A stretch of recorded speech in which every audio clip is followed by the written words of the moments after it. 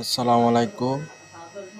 আজকে আমি আপনাকে দেখাবো টেন্ডার রাউটার কিভাবে কনফিগার করতে হয়। প্রথমেতে আপনি টিপ দেবেন, তারপরে কানেক্ট করবেন।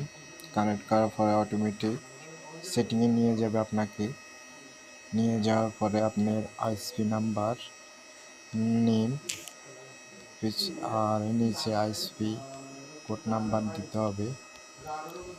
দেওয়ার পরে নিচে আপনার রাউটারের নেম আর পাসওয়ার্ড। তো আমি পাসওয়ার্ডটা দিয়ে দিতেছি। নামটা আপনি চাইলে পরবর্তীতে চেঞ্জ করতে পারবেন বা দিতে পারবেন। দেওয়ার পরে আপনি ওকে দিবেন।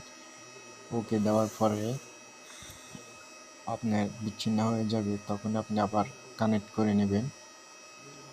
কানেক্ট করে নেওয়ার পরে আপনি যে পাসওয়ার্ডটা দিয়েছেন ওই পাসওয়ার্ডটা দিবেন।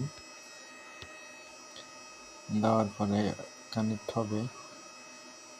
কানেক্ট হওয়ার পরে আমরা এখন দেখব আমাদের লাইনটা চালু হয়েছে কিনা। দেখেন গাইস, আমাদের লাইনটা চালু হয়েছে। এখন লাইন কিভাবে চলতেছে দেখেন। এভাবে আপনি